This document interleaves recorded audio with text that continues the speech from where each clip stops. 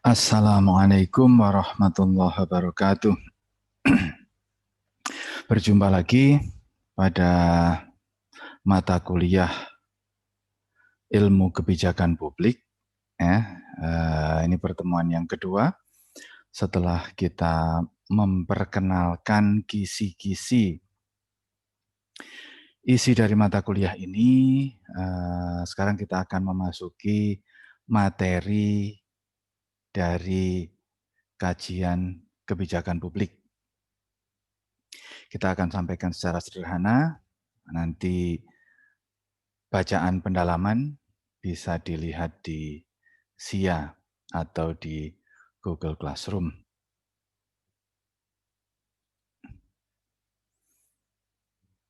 Mari kita mulai melihat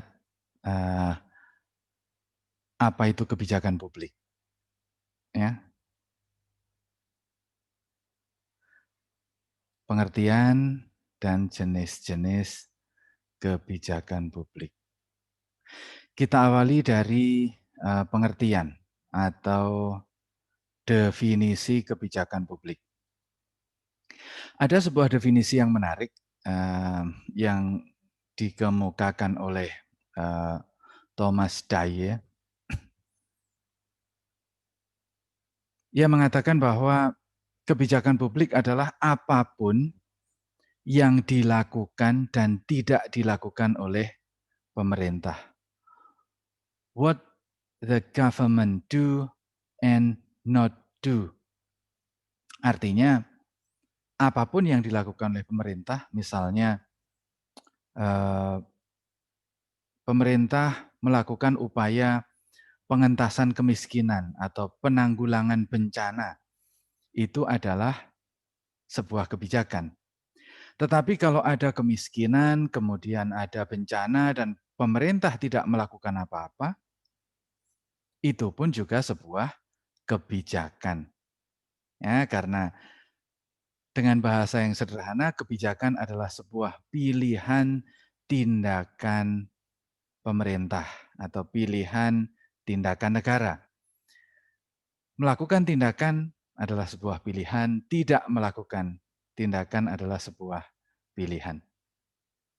Tetapi definisi minimalis ini tentu tidak praktis untuk diterapkan karena terlalu global dan akan tidak membantu untuk memahami kebijakan secara lebih mendalam.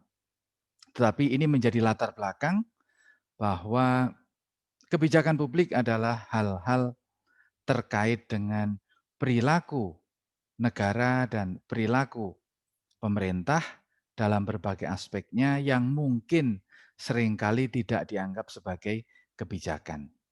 Ya, apapun yang terkait pemerintah itu punya ruang untuk menyangkut atau masuk dalam kajian kebijakan. Kemudian ada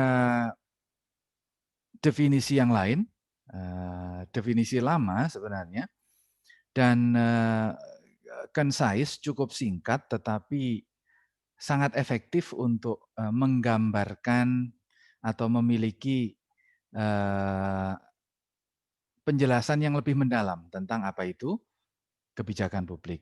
Yaitu kebijakan publik adalah alokasi nilai-nilai secara otoritatif kepada seluruh masyarakat. Nah, ini ada beberapa komponen ya kalau kita bicara tentang kebijakan publik dari definisi yang disampaikan oleh David Easton ini. Yang pertama adalah alokasi. Ya, alokasi. Alokasi ini sebuah ungkapan yang cukup yang cukup menarik karena bukan pemberian atau distribusi, tetapi alokasi. Alokasi itu pemindahan dari satu tempat ke tempat lain, dia bisa berarti distribusi dalam artian pembagian, tetapi pengertian alokasi ini adalah sebuah upaya untuk membawa dari satu tempat ke tempat lain. Ya, alokasi, apa yang dialokasikan? Nah, nilai-nilai. Nah ini, kata kuncinya pembangunan itu tidak hanya terkait hal-hal yang sifatnya material, ya, tetapi nilai-nilai. Materi, itu sifatnya pendukung, tetapi inti dari kebijakan publik itu adalah upaya untuk memunculkan sebuah nilai, upaya untuk mendorong sebuah, nilai. Nilai itu bisa kemajuan, bisa keadilan, bisa kesejahteraan, bisa juga sarana dan prasarana, itu masuk ke dalam kategori nilai-nilai, ya. Lalu ada secara otoritatif. Apa itu secara otoritatif? Artinya hanya pihak-pihak tertentu yang memiliki wewenang untuk melakukan kebijakan publik, ya. Harus ada otoritasnya, harus ada, formalitas atau otorisasi itu artinya ada pengesahannya. Nah, kalau di dalam tata pemerintahan tentu pengesahannya itu nanti dalam bentuk perundang-undangan sebagai wujud dari, pendelegasian kedaulatan rakyat kepada pemerintah, ya, kepada seluruh masyarakat. Nah, jadi kalau, kebijakan publik itu bukan bukan untuk sebagian masyarakat, ya. Kalaupun toh itu dilakukan kepada sebagian masyarakat, katakanlah, pemberian bantuan kepada, masyarakat miskin, atau daerah tertinggal, atau daerah bencana. Meskipun aktualisasinya itu pada daerah tertentu, tetapi nilai ini kembali kepada seluruh masyarakat. Nilai apa? Nilai kesejahteraan, nilai solidaritas, nilai kemajuan. Meskipun diberikan pada satu tempat, tetapi nilainya itu pada keseluruhan. Ya, ini definisi dari Easton ini meskipun singkat, tetapi membawa makna yang cukup mendalam bahwa kebijakan publik adalah sebuah upaya untuk mendorong nilai-nilai yang disahkan secara politik, ya, sebagai bentuk eh, pendelegasian eh, kedaulatan rakyat, ya, melalui perundang-undangan kepada pemerintah yang dampaknya nilai-nilai ini kepada seluruh masyarakat. Selanjutnya, mengapa ada kebijakan publik? Ya, tentu kebijakan publik tidak serta-merta muncul, melainkan ya di sini. Kebijakan publik adalah upaya untuk merespon persoalan publik. Ya, kebijakan publik adalah upaya merespon kebijakan publik adalah upaya untuk merespon persoalan publik. Lalu apa persoalan publik itu? Ya, persoalan publik adalah nilai atau kebutuhan atau kesempatan yang belum terpuaskan, tetapi dapat diidentifikasi atau yang dapat diidentifikasi dan dicapai melalui tindakan publik. Ya, ini definisi yang juga cukup ringkas terkait dengan masalah publik atau persoalan publik yang memiliki pengertian cukup kompleks atau cukup mendalam. Mari kita lihat lebih lanjut. Ya. Persoalan publik adalah nilai, artinya tidak hanya soal materi, kemiskinan. Ya, kemiskinan itu bukan hanya soal materi, tetapi nilai, nilainya, ketertinggalan, nilai, keadilan, kebutuhan. Ya, kebutuhan ini bisa barang pokok, bisa infrastruktur, ya, bisa eh, kemajuan teknologi dan lain-lain. Ya. Dan juga kesempatan. Nah, kesempatan ini kaitannya dengan politik. Ya, nilai ini kultur, kebutuhan ini lebih kepada ekonomi, kesempatan ini lebih kepada politik. Apa itu kesempatan? Misalnya kesempatan sebuah daerah untuk berkembang.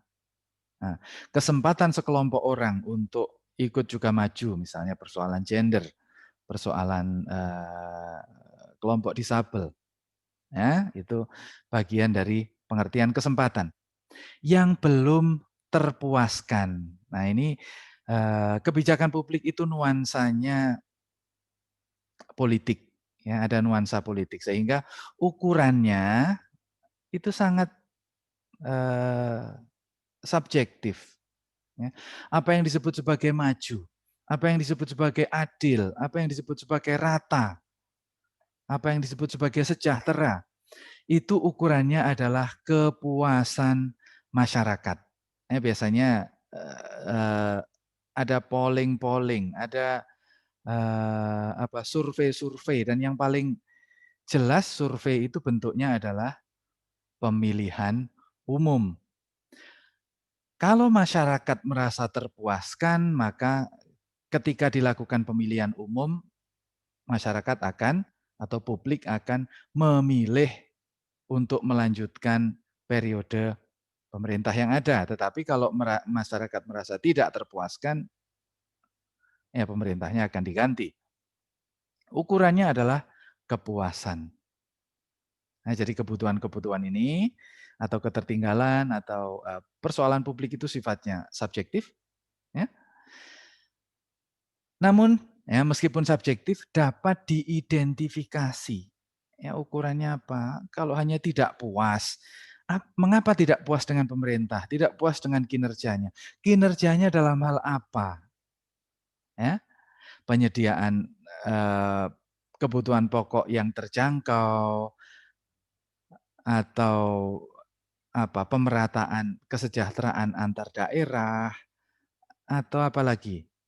Ya, jadi harus dapat diidentifikasi. Lalu hal-hal yang sifatnya dapat dicapai melalui tindakan publik. Ya, jadi persoalan tersebut tidak bisa diselesaikan seorang diri, tidak bisa diselesaikan sepihak, tetapi terkait dengan tindakan publik. Artinya melibatkan negara, dan kalau sudah melibatkan negara atau pemerintah itu pasti terkait dengan keseluruhan masyarakat. Ya, tindakan itu adalah tindakan publik melibatkan seluruh masyarakat karena aktivitas publik itu meskipun pelaksananya mungkin pegawai pemerintah atau organ-organ agen-agen pemerintah, tetapi pendanaannya ya dananya itu adalah dana milik semua orang, diambil dari pajak, itu adalah dana publik. Oleh karena itu, kembali lagi persoalan publik adalah hal-hal yang belum terpuaskan, sesuatu yang mungkin sifatnya subjektif tetapi dapat diidentifikasi, artinya dapat diobjektifkan. Lalu secara rasional itu dapat dicapai melalui tindakan publik. Artinya dapat dicapai dulu. Sesuatu yang dapat dicapai, bukan sesuatu yang mengawang-awang. Ya, ingin apa pindah negara, negaranya pindah tempat misalnya, itu mungkin tidak.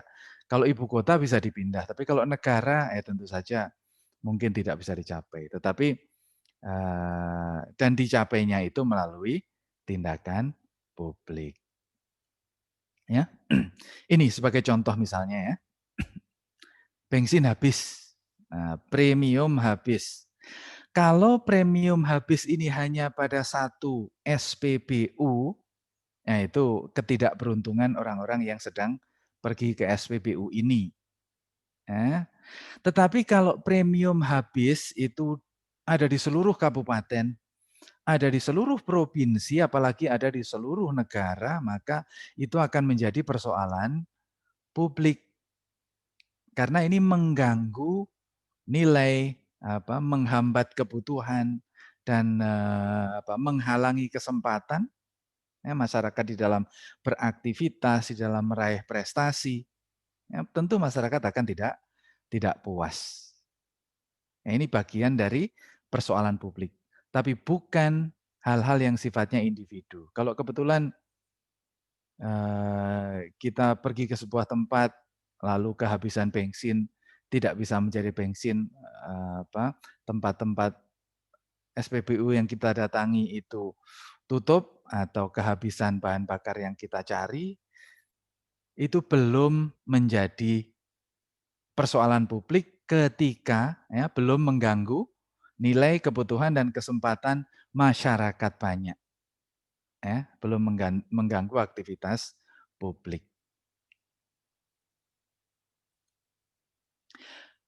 Oke, kembali kepada kebijakan publik. Ya, kebijakan publik adalah upaya untuk merespon persoalan publiknya seperti ini, lalu persoalan ini direspon dengan kebijakan publik. Apa saja tipe-tipe kebijakan publik? Ya, kalau kita lihat definisi minimalis dari Thomas Dye ini, kebijakan publik adalah apapun yang dilakukan oleh negara. Ya, apa saja?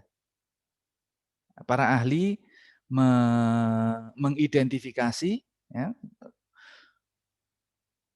seluruh kebijakan publik yang berwarna-warni, yang beraneka ragam itu bisa diklasifikasikan ke dalam beberapa jenis. Yang pertama adalah kebijakan distributif. Apa itu kebijakan distributif? Kebijakan distributif adalah sifatnya administratif untuk membagikan atau mendistribusikan nilai-nilai, mendistribusikan nilai-nilai ini kepada publik. Ya, biasanya yang bisa didistribusikan tentu saja sifatnya material, materi. Ya, misalnya apa? Subsidi, bantuan kepada masyarakat, kepada kelompok masyarakat tertentu. Ya, entah karena persoalan yang dihadapi kelompok miskin, kelompok pengangguran, atau kelompok yang terdampak oleh bencana. Lalu kalau yang sistematis ini ya, kita akan mengenal istilah dana alokasi umum, yaitu dana yang diberikan oleh pemerintah pusat kepada pemerintah daerah untuk menjalankan pembangunan. Karena pemerintah daerah di era otonomi itu juga mengambil porsi tugas-tugas kepemerintahan yang pada awalnya atau di masa lalu menjadi tugas pemerintah pusat. Ada membantu ya, mendistribusikan pemerintah pusat itu beberapa kewenangannya dilimpahkan kepada pemerintah daerah, dan oleh karena itu anggarannya juga dilimpahkan kepada pemerintah daerah. Dan ini satu daerah ke daerah lain tentu berbeda-beda anggarannya sesuai dengan kapasitasnya, ukuran dalam arti jumlah penduduk, jumlah pegawai pemerintahnya, jumlah dinas-dinas yang dimiliki. Nah, dana alokasi umum. Lalu ada dana alokasi khusus. Kalau umum itu sifatnya kepada semua daerah, kalau khusus itu kepada daerah-daerah khusus. Ya, daerah-daerah yang mengalami ketertinggalan karena tidak memiliki sumber daya yang cukup, pendapatan yang cukup. Ya, karena tidak memiliki sumber daya alam, maka supaya tidak terlalu tertinggal mendapatkan dana alokasi khusus. Atau daerah-daerah yang tanggung jawabnya itu meliputi hal-hal yang sebenarnya menjadi tanggung jawab pemerintah pusat. Misalnya kawasan-kawasan perbatasan. Ya, perbatasan itu ada unsur pertahanannya, dan itu sebenarnya adalah pertahanan itu tugas pemerintah pusat. Tetapi karena wilayahnya berada di wilayah pemerintah daerah, maka pemerintah daerah secara langsung otomatis terlibat. Ya, dalam konteks ini maka pemerintah daerah ikut terlibat mengurusi urusan pusat. Demikian juga daerah bencana, ya, bencana yang atau daerah rawan bencana. Nah, kalau bencana yang sifatnya spontan eh, itu akan menjadi persoalan yang tidak bisa direncanakan. Ya, tetapi kalau daerah-daerah rawan bencana itu biasanya akan juga menjadi kawasan di mana program-program pemerintah daerah itu paralel dengan program-program pemerintah pusat sehingga alokasi dananya itu juga berasal dari pemerintah pusat. Nah, ini sifatnya distributif. Nah, sifatnya administratif saja, distributif. Kebijakan untuk membagikan sumber daya kepada daerah-daerah yang membutuhkan sesuai aturan atau undang-undang yang berlaku. Kemudian yang kedua, jenis kebijakan yang kedua adalah kebijakan regulatif. Ya, regulasi itu aturan, regulatif itu kebijakan yang sifatnya mengatur atau dalam literatur lain disebut sebagai kebijakan restriktif. Kebijakan yang membatasi. Artinya ada sebuah realitas berkembang di masyarakat baik pada aspek sosial, aspek ekonomi, aspek politik yang dirasa perkembangannya itu berlebihan atau kontraproduktif terhadap program pemerintah secara umum, maka dilakukan pembatasan. Ya, misalnya dalam konteks ini adalah Undang-Undang ITE. Undang-Undang ITE ini untuk membatasi aktivitas masyarakat di dunia maya, ya, di mana aktivitas itu sebenarnya hak pada dasarnya adalah hak seluruh masyarakat, tetapi seringkali aktivitas di dunia maya yang sifatnya anonim, nah itu eh, disertai hal-hal yang negatif, ya, perundungan, ya, atau pencemaran, ancaman, hoax, dan lain sebagainya. Oleh karena itu, ada undang-undang yang bersifat membatasi dalam rangka menciptakan atau memunculkan nilai-nilai yang diharapkan bermanfaat untuk publik. Ini yang sifatnya sosial, lalu ada kebijakan anti monopoli. Monopoli itu upaya untuk menguasai satu wilayah oleh sekelompok kecil orang. Ya, beberapa waktu yang lalu misalnya dilaporkan pemerintah mendenda ada 2 perusahaan otomotif penjual sepeda motor, ya, yang diindikasikan melakukan monopoli. Artinya mereka kong kali kong untuk menguasai pasar secara berdua, kelompok 2 perusahaan ini, sehingga menutup kesempatan pada perusahaan-perusahaan atau produsen-produsen yang lain untuk tampil secara fair. Nah, dengan kapasitas yang mereka miliki, kemudian mereka mendominasi pasar. Nah, ini tidak boleh. Harus ada ruang di mana kelompok-kelompok kecil boleh muncul. Ya, tidak boleh ada aturan yang membatasi hanya kelompok tertentu. Ya, ini adalah kebijakan atau aturan yang sifatnya membatasi, sifatnya strategis. Tidak menciptakan sesuatu tetapi mengendalikan. Selama itu oke, oke. Apa yang berkembang di masyarakat selama itu normal ya oke, tetapi ketika itu sudah mulai mengganggu, maka itu dibatasi. Ya.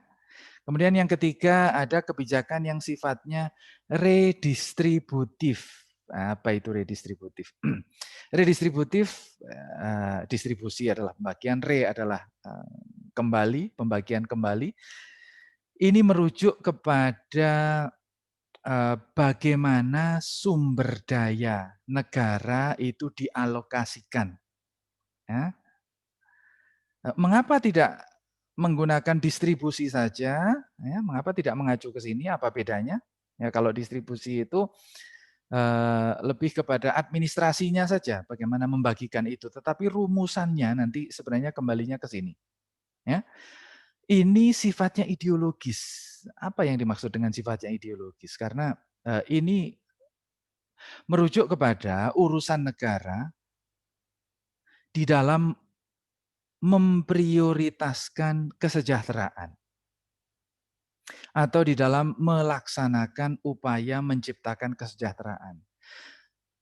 Kehidupan negara itu sangat kompleks, ya, sangat kompleks, jumlah orangnya banyak, urusannya banyak, dan tidak bisa dilaksanakan secara linier.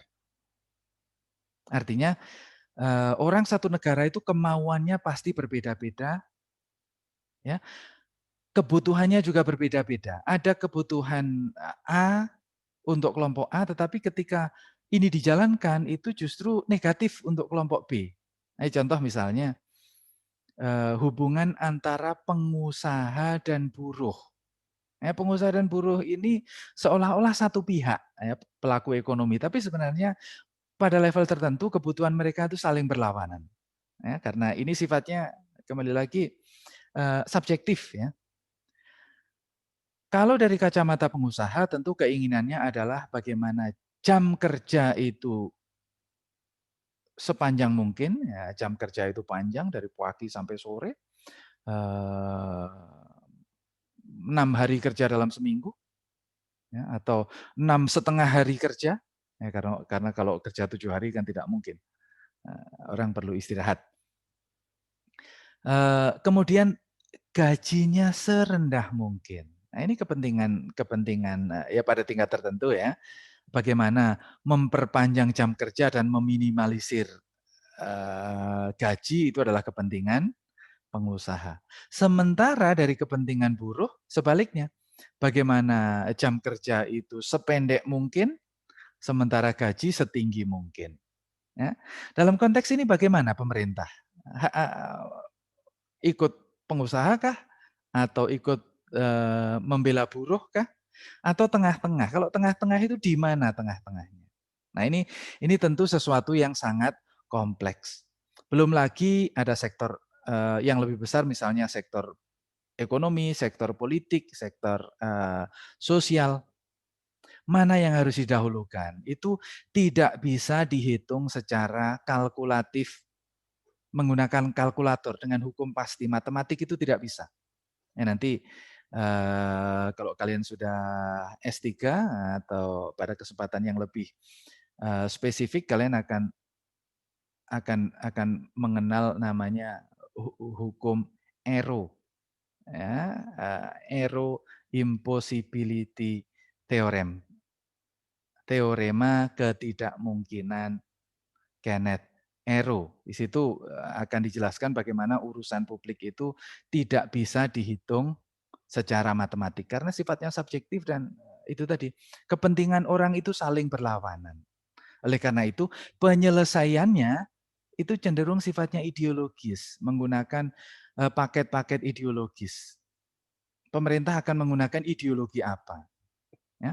Kalau ideologinya kapitalis atau cenderung kapitalis atau berorientasi kapitalis, nah maka prioritasnya adalah ekonomi menjadi panglima. Urusannya adalah ekonomi dulu.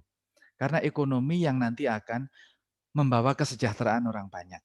Ya, argumennya begitu. Sementara kalau orientasinya itu sosialis, apalagi komunis, agak sosialis, cenderung ke sosialis-sosialisan, ya, maka prioritasnya adalah negara.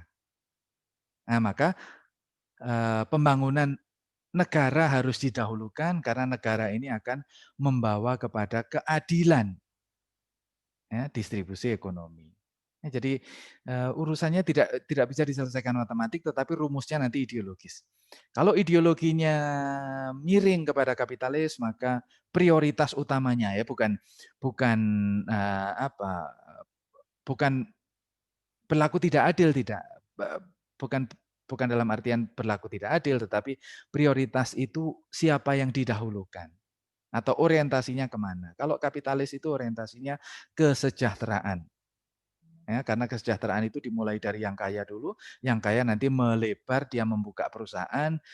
Dalam perusahaan inilah orang-orang yang tidak punya skill, tidak bisa menjadi pengusaha akan bekerja dan ikut menikmati hasilnya. Tetapi tetap yang diutamakan adalah pengusahanya, karena kalau pengusahanya tidak bisa membuat perusahaan, ya yang pekerjanya mau bekerja di mana? Mau dapat uang dari mana?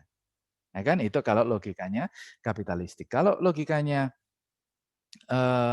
sosialis, ya, maka yang diutamakan adalah negara. Bagaimana subsidi keadilan. Ya, kalau kapitalis kesejahteraan, kalau sosialis itu keadilan. Bagaimana warga negara itu terjamin keadilannya. Ya, karena dengan keadilan yang terjamin ini kesejahteraan akan muncul. Karena penghasilan ekonomi itu percuma saja kalau terjadi ketimpangan, diskriminasi dan lain-lain. Kedua-duanya punya plus minus. Kalau saya ditanya mana yang lebih baik, kapitalis atau sosialis? Yang lebih baik adalah yang bisa berjalan baik. Entah itu kapitalis, entah itu sosialis. Kalau nggak jalan ya sama saja.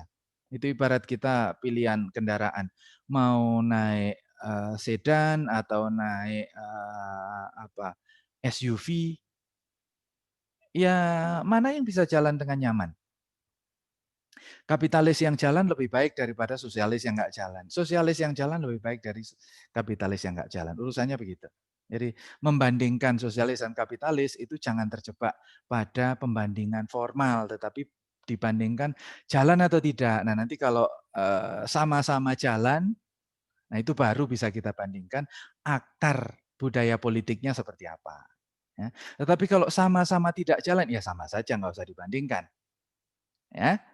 Di redistributif itu adalah ideologis, artinya pajak ini kemana? Pajak untuk orang miskin atau untuk pengusaha?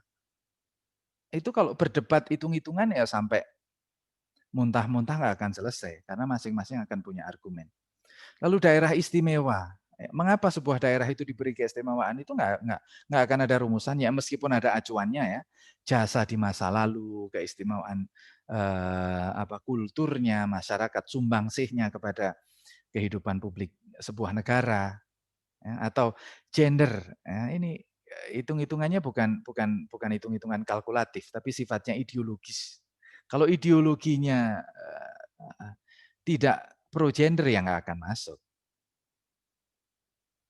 Gitu ya. Jadi redistributif itu bagaimana sumber daya negara dialokasikan, dan sumber daya dialokasikan itu sifatnya sangat kompleks, oleh karena itu biasanya bercorak ideologis terkait dengan pajak, siapa yang didahulukan, terkait dengan daerah istimewa misalnya, atau kultur apa yang berkembang. Nah, itu sifatnya ideologis. Ya, kecenderungan pemerintahnya kemana. Yang terakhir, ada kebijakan publik yang namanya kebijakan konstituen. Ya, kebijakan konstituen itu tidak punya substansi ekonomi. Ya, sifatnya kultur atau sifatnya politik. Ya, ini untuk mendapatkan dukungan publik supaya pemerintah mendapatkan dukungan publik ketika pemilu. Ya. Meskipun ini juga dalam rangka memenuhi kesejahteraan publik. Ya, ini adalah upaya penetapan nilai-nilai, tetapi secara ekonomi cenderung tidak substantif. Ini kalau dalam bahasa politik dia sifatnya populis, untuk mencari dukungan dalam rangka memberikan kesejahteraan. Misalnya undang-undang anti pornografi atau kebijakan hari santri, ya, itu sifatnya kultur untuk memberikan kenyamanan, kepuasan. Karena kebijakan itu atau persoalan publik itu ada yang sifatnya nilai. Ya, ini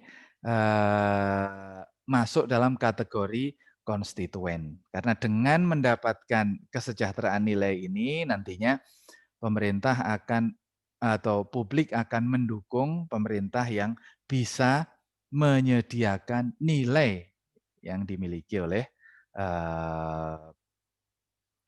oleh masyarakat atau oleh publik. Dan karena nilai ini sifatnya sangat subjektif, tidak bisa dibagi, tidak bisa dialokasikan atau dikurangi, ditambah, dijumlah nggak bisa, maka ini masuk dalam kategori kebijakan yang sifatnya populis. Ya, ini adalah gambaran umum tentang pengertian dan jenis-jenis kebijakan publik. Mudah-mudahan bisa dimengerti. Kita akan lanjutkan nanti ya pada pertemuan berikutnya. Kembali lagi bahan-bahan untuk pendalaman ya sudah ada ya, sudah ada di SIA. Silahkan nanti dicek di SIA atau di Google Classroom. Demikian, Assalamualaikum warahmatullahi wabarakatuh.